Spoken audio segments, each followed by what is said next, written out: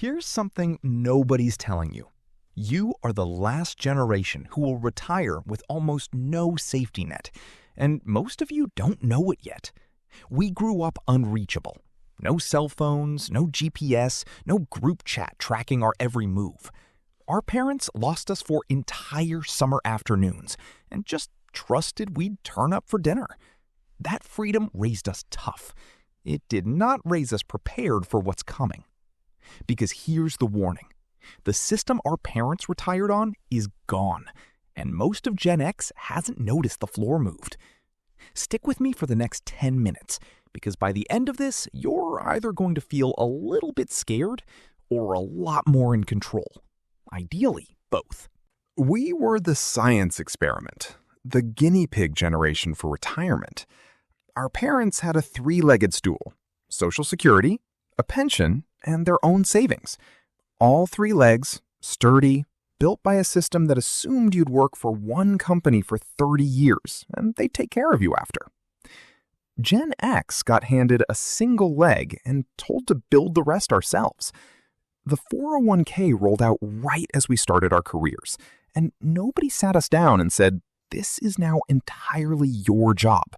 It just happened, quietly, while we were busy with feathered bangs and mixtapes and being the generation nobody paid attention to. Think about that timing for a second. We came of age exactly when the entire retirement system flipped underneath us. Pensions disappeared from most private companies.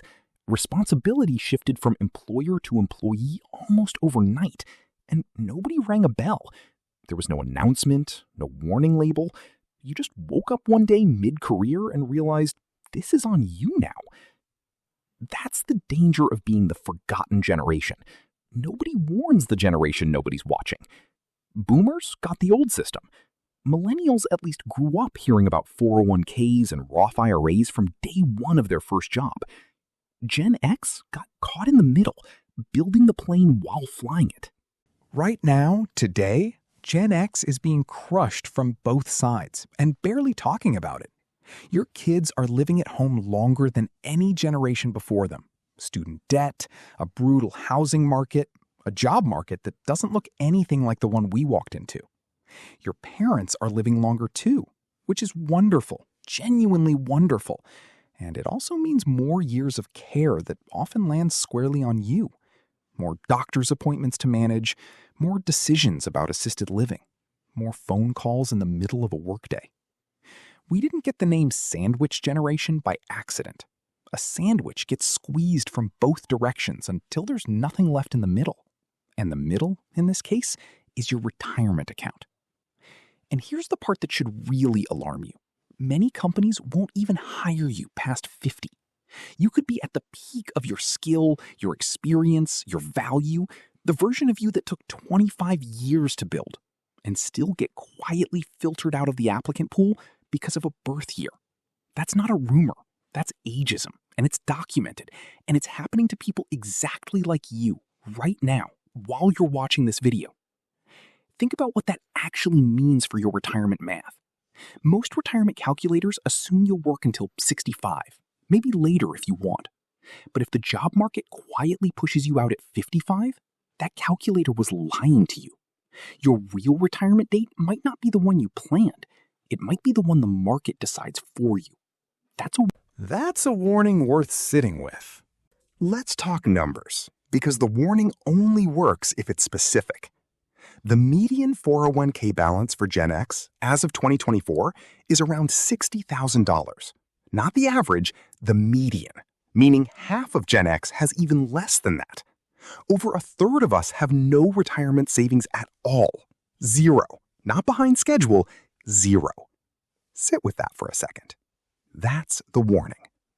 But here's the twist nobody tells you when they're busy scaring you. Those headlines about needing $1 million, that number is fear dressed up as advice. It's not a rule. It's not even close to true for most people who retire successfully. And it's repeated so often that people start treating it like a law of physics instead of a scare tactic dressed up as journalism. I've watched people freeze completely because of that number. They see you need $1 million and they think, I have $40,000, I'm 40 years behind, why bother? That thought is more dangerous than the shortfall itself. Because the moment you decide it's hopeless, you stop contributing. You stop checking the account. You stop reading the statements. And that's exactly when the real damage happens. Not from a low balance, but from walking away from the table entirely. Retirement isn't a single finish line at a fixed dollar amount. It's a personal number based on your actual expenses, your actual lifestyle, your actual city. Some people need 2 million. Some people need 400,000. The headline doesn't know your life. Don't let it write your ending. The real danger to Gen X isn't the size of your 401k. It's the freeze.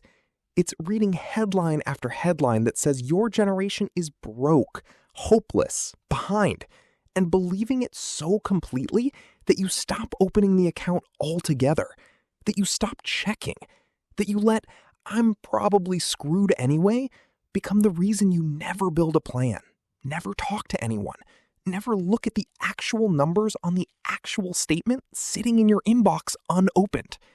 That belief is more dangerous than any market crash. A bad year in the market recovers. A decade of not looking doesn't. The market has bad years and good years, and it evens out over time if you stay invested. But a decade of silence, of avoidance, of "I'll deal with it later," that decade doesn't come back. That's the one loss you can't recover from, because time is the one asset none of us can buy more of. I want to be honest with you about something else too. Part of this freeze comes from Shame. A lot of Gen Xers feel embarrassed about where they are financially, like it's some personal failure they need to hide. It's not. You were handed a system that shifted underneath you with no warning, no training, and no safety net if you got it wrong. The shame isn't yours to carry. The only mistake now would be letting that shame keep you from starting today. Let me paint a picture, because numbers on a screen don't always land the same way a story does. Picture someone right now, mid-50s, worked steadily for close to 30 years, always meant to really focus on retirement once the kids were more independent. Except the kids needed help with a down payment. Then a parent needed a hip replacement and some help covering the gap insurance didn't cover. Then the job got restructured and there was a 6-month gap before the next one, which paid less. None of that was reckless. None of that was bad decision-making. That's just what being in the middle looks like. And by the time this person actually sits down to check their retirement account, they're convinced they've blown it completely. Here's what actually happens next if they do the right things instead of freezing. They look at real numbers instead of headline numbers. They figure out what their actual monthly expenses would be in retirement, not some inflated fantasy number. They realize their mortgage will be paid off by the time they retire. They realize their kids, once independent, stop being a monthly expense. They realize their spending naturally drops as they age, the way it does for most people. And suddenly, the mountain looks like a hill. This isn't a fairy tale. This is math. Ordinary, doable math. Once you stop letting fear write the story for you. So consider this your actual warning and your actual plan. First, guard your health like it's a financial asset, because it is one. It's the thing that keeps your options open, keeps you able to work longer if you choose to, not because you're forced to, and keeps you off the hook for the kind of out-of-pocket medical costs that blindside people who ignored their body for 20 years. Medicare will cover a large part of your costs once you're eligible, and premiums are more reasonable than people assume. But the years before that eligibility kicks in are the years your own health has to carry you. Second, stop chasing someone else's magic number. $1 million is not a target. It's a headline written to get clicks, not to describe your life. Your number comes from your actual expenses, your actual city, your actual version of enough. Sit down one evening, no distractions, and actually calculate what your monthly life costs. Not what you fear it might cost, what it actually costs right now on paper. Third, respect time as much as money, maybe more. Every extra year you work is an extra year of income and contributions. Sure, but it's also a year you don't get back with the people you love. There's no dollar amount that buys back a missed year with your kids while they still want to spend time with you, or with grandkids while they're small, or with your own health while you're still strong enough to enjoy it. Money compounds. So does time, in a different currency. Fourth, talk about it out loud, with your partner, with a friend, with a financial advisor, if you can find one who isn't trying to sell you something you don't need. The shame that keeps people silent is the same shame that keeps them stuck. The moment you say the real numbers out loud to another human being, they usually get smaller and more manageable, not bigger and scarier. So here's the real warning. One more time, plain. The system won't save you. The headlines will scare you, and waiting will cost you more than any market ever could. But Gen X has never needed to be saved. We've never had that kind of help.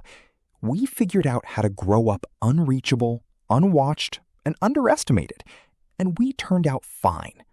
We built our own mixtapes, found our own way home before dark, and somehow made it work with 3 TV channels and no internet to guide us.